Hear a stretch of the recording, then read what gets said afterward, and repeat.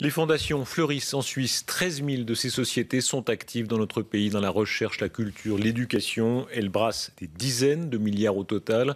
Elles sont exemptées d'impôts. Elles doivent servir l'intérêt général et être en principe désintéressées. Mais des voix s'inquiètent de l'opacité de quelques-unes d'entre elles. Enquête Agathe Duparc.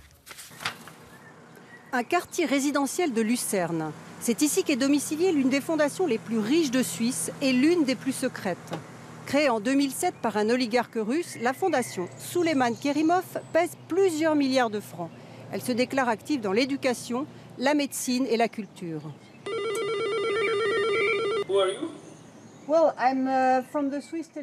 Je suis de la télévision suisse. S'il vous plaît, recontactez-nous et prenez rendez-vous. Déjà contactés par mail, ces responsables ont refusé de répondre à nos questions. Souleiman Kerimov, le voilà. Proche du Kremlin, il s'est enrichi dans le pétrole, les minerais et l'immobilier. Il est président du club de foot Anji du Daghestan et a été élu sénateur de cette province du Caucase russe. Or, surprise, en 2013, il transfère à sa fondation lucernoise la totalité de sa fortune, estimée à plus de 6 milliards de dollars. Un moyen de contourner une nouvelle loi qui interdit aux élus russes d'avoir des actifs à l'étranger. La fondation de l'oligarque est exonérée d'impôts comme la plupart des quelques 13 000 fondations dites d'utilité publique basées en Suisse et qui ont vu leur nombre doubler en 20 ans. Et le principe avec lequel on l'explique, c'est de dire on les exonère d'impôts parce que cette fondation va rendre quelque chose à la société au fil des ans où elle fait des dons. Depuis 2007, la fondation Kerimov a versé 380 millions de francs de dons, principalement en Russie.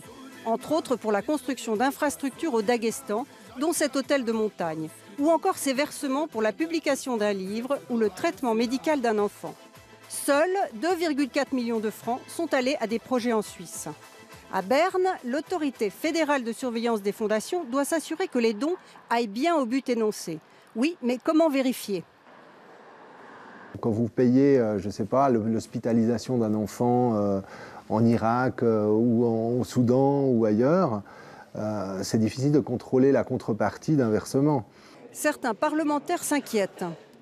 Cette situation où les donations se font à l'étranger, évidemment, est à la fois nouvelle et problématique parce qu'il est beaucoup plus difficile de se rendre compte de la pertinence des dons et savoir s'ils ne détournent pas le droit des fondations.